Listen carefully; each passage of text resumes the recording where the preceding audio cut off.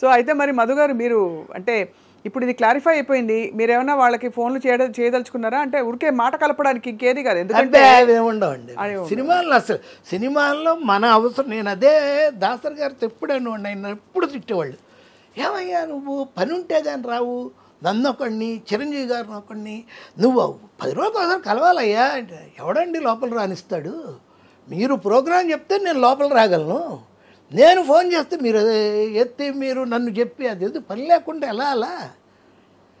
మీరు చేసుకుని నేను చేసుకోగలను. నేను ఎప్పుడు ఎవరికి చేయను, వాళ్ళు చేస్తే వెళ్తాను కదా. సరదాగా వెళ్ళి అక్కడ కూర్చోవడం అలాంటి వాళ్ళు ఉన్నారు, నేను చూశాను ఎంతోమందిని. అలా నా వల్ల కాదు. కానీ అంటే ఒకటి సార్, సినిమా ఇండస్ట్రీలో ఏంటంటే మహామహులు అందరి జీవితాలు, వాళ్ళ కష్ట సుఖాలు అవన్నీ తెలుసుకోవాలి, పంచుకోవాలని ప్రజలకు ఉంటుంది. నాకంటే రెచ్చిపోయి చాలామంది అడ్రస్ లేని వాళ్ళు మాట్లాడుతున్నారు యూట్యూబ్ ఛానల్లో. నాకంటే రెచ్చిపోయేది మహామహులు. ఈరోజే ఇప్పుడు ఎన్టీ రామారావు గారి ఇది బర్త్డే, ఈరోజు పుట్టినరోజు, సినీ కళామ తల్లి ముద్దు బిడ్డ. అవును, ఆయన మీదే మాట్లాడుతున్నారు. ఇది తప్పదండి. ఒక మాట అనేవాళ్ళు దాసరి గారు, ఏమండి ఇలా అన్నారంటండి నన్ను అని చెప్పేవాడు నేను మీ ఆఫీస్లో. అది మధు ఒకటేనయ్యా, కాయలు ఉంటేనే చెట్టును రాయి పెట్టి కొడతారు. నిన్నెవరైతే విమర్శిస్తారో, నీ గురించి బ్యాడ్గా చెప్తారో అప్పుడు నువ్వు ఫామ్లో ఉన్నట్టు. వదిలేసి పాపం తోటపల్లి మధు ఒకప్పుడు ఎలా ఉండేవాడు అన్నా ఉంటే నువ్వు చచ్చిపోయినట్టు అని చెప్పేవాళ్ళు. అంతే అంతే అనుకోవాలి, అంతే తప్ప ఇక్కడ మనం బతికేది ముగ్గురు కోసం అండి. నేనున్నాను, నేను బతికేది ముగ్గురు కోసం. నెంబర్ 1 నా కోసం, నెంబర్ 2 నా కోసం, నెంబర్ 3 నా కోసం. అంతే. మిగతావన్నీ మిథ్య, తరువాతే మిగతా వచ్చేవి. ఫస్ట్ మనమేంటి? కరెక్ట్, అంతే కదా సార్. ఇప్పుడు మీరు యాక్టివ్గా రాస్తున్నారు సార్ సినిమాలో? రాస్తున్నాను, 2-3 స్క్రిప్ట్లు జరుగుతున్నాయి. ఏమన్నా మీరు ఆందోళన పడ్డారా సార్ మనలో మాటగా? అంటే ఇండస్ట్రీలో నేను చేసిన ఈ వ్యాఖ్యల వల్ల మళ్ళీ నన్ను అందరూ కట్ చేస్తారని ఒక బాధ వచ్చిందా? అలాంటి అసలు మొదట ఫిట్ చేస్తే కదా వాళ్ళు కట్ చేయడానికి. ఎందుకు అంత మాట అనేసారు అంటున్నా. ఎవడెప్పటికీ ఇక్కడ ఏ సంబంధం ఉండదండి. క్యాస్ట్ అంటారు, దానివల్ల పైకి వచ్చారంటారు, ఆ కులం చెప్తారు, ఈ కులం ఏం కాదు. సూపర్. నువ్వు ఒక్కసారి జనం నిన్ను యాక్సెప్ట్ చేసి హిట్ అయితే నీ కులం ఇలా మొత్తం తీసి పక్కన పెడతారు. నువ్వు పరమ వెధవైనా నిన్ను పెంచి పోషిస్తారు.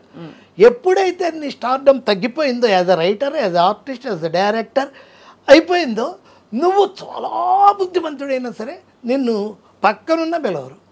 అమెరికాలో ఉన్న చార్టర్డ్ ఫ్లైట్ ఇచ్చి తీసుకొస్తారు. సినిమా అది. ఇక్కడ ఎవడి మీద ఎవడో అది ఉండవు, ఫ్రీలాన్సింగ్ ఎవరి మీద. మన నేను ఎప్పుడు చెప్తా ఉంటాను, అదృష్టవశాత్తు వచ్చిన అవకాశాన్ని మంచితనంతో నిలబడి మర్యాదగా వాడుకుని మన ప్రతిభను చూపించాల్సిన రంగం సినిమా రంగం. ఇక్కడ అదృష్టం ఉండాలి ఫస్ట్, మంచితనం ఉండాలి, తర్వాత ఆఖరి ప్రతిభే ఉండేది. బట్ రాను ప్రతిభ వెనక్కి వెళ్ళినా కానీ వాడు మంచితనంగా మంచి ఇదిగా ఉన్నాడంటే వాడికి ఉంటానే ఉంటాయి. మీ టాలెంట్కి మాత్రమే కాదు, పోను టాలెంట్ తక్కువైనా కానీ ఆయన కూడా పెట్టదాం అనుకుంటారు. అని మాకు తెలియదు. నేను 38 ఏళ్ళు అయింది. అంతకుముందున్న 38 ఏళ్ళకు ముందంటే ఇప్పుడు 10 అంతకుముందు 10 ఏళ్ళగా నేను 5 ఏట మొదలెట్టు డ్రామాల్ని. ఇదే పనిలో ఉన్నాను నేను. అవును, కరెక్ట్. నేను కళామ తల్లి తప్పు, నాకు సినిమా తప్ప తెలియదండి. ఎవరి గురించో చెప్పి పెద్ద ఇప్పించి అది ఎవరన్నా ఇప్పుడు టాప్లో దూసుకెళ్తున్న వాళ్ళ గురించి మాట అంటావు నువ్వు అంటే తప్పు. నా మనసులో అది ఇన్నర్ వ్యూ, నాట్ ఇంటర్వ్యూ. మరొకసారి చెప్తున్నాను, నా అనుభవాలు నాకు తెలిసిన రీతిలో చెప్పాను. కొన్ని తప్పులు జరిగాయి అని ఫీల్ అయ్యారు కాబట్టి నేను శిరస్సు వంచి పాదాభివందనం చేస్తూ శతకోటి నమస్కారాలు అందరికీ ఆ ఇంటర్వ్యూలో నేను వాడిన పేర్లు అందరికీ పెద్ద ప్లస్ పెట్టి మా మేడం జయసుధ గారికి కూడా స్పెషల్ క్షమాపణలు చెప్తున్నాను. తప్పకుండా ఇవన్నీ సమస్యపోయి సార్. ఇండస్ట్రీలో మీరు చూసిన అంటే గొప్ప రచనా శైలులు కావచ్చు, మీరు రైటర్ కాబట్టి బేసిక్గా, అలాగే పాటల రచయితలు ఏ విధంగా రాశారు పాటలు, ఇలాంటి అంశాల మీద తప్పకుండా ఒక సిరీస్ చేయాలి. బ్రహ్మాండంగా చేద్దాం. అసలు మంచి మనకు బుద్ధి వచ్చిందిగా, ఇప్పుడు తెలుస్తుందిగా అని. నాకు అన్నీ తెలుసు, కానీ నేను మనస్ఫూర్తిగానే చెప్పాను ఆ రోజు. ఈసారి మనం మంచి వాళ్ళ గురించో సముద్రాల గురించో ఆరుద్ర గురించి జనానికి తెలియాల్సినవి. నెక్స్ట్ జనరేషన్ కొంతమంది అండి, నేను ఊరికి రేడియో ఇంటర్వ్యూ ఇస్తేనే నాకు ఫోన్లు వస్తాయి యంగ్స్టర్స్ రైటర్స్ దగ్గర నుంచి. అబ్బా ఇంత మ్యాటర్ ఎవరు ఇస్తారు సార్, ఎంత బాగా ఇచ్చారు సార్. వాటన్నిటికీ ప్రామాణికం సార్. మీరు అంటే వారి జీవితాలు ఎలా తెలుసుకున్నారు? జస్ట్ మా చదివి చూసి విని అడిగి ఇవన్నీ ఉంటాయి. చదవాలి, చూడాలి, కొన్ని అడగాలి. ఆర్టిస్ట్ మనతో పనిచేస్తున్నాను అనుకోండి సత్యనారాయణ గారు, ఆయన్ని అడిగి అప్పట్లో ఎలా ఉండేది అది ఆ పిచ్చి నాకు.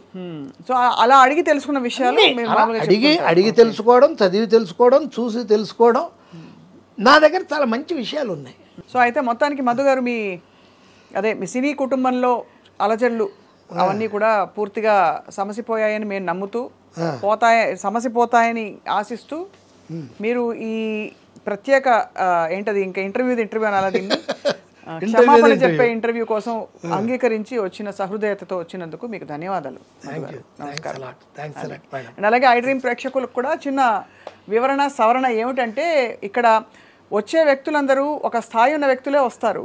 ఆ స్థాయి ఉన్న వ్యక్తులు వారి వారి అనుభవాలు పంచుకుంటున్న సమయంలో ఒక వ్యక్తిత్వ హననం జరిగితే తప్ప, లేదు కించపరిచే వ్యాఖ్యలు చేస్తే తప్ప వారి వివరాలని ప్రశ్నించే అధికారం చాలా అంటే వ్యాఖ్యాతగా ఉండకపోవడమే మంచిదని నా అభిప్రాయం. ఎందుకంటే వారి అనుభవాలు చెప్తారు కాబట్టే వారిని ఆహ్వానిస్తాం.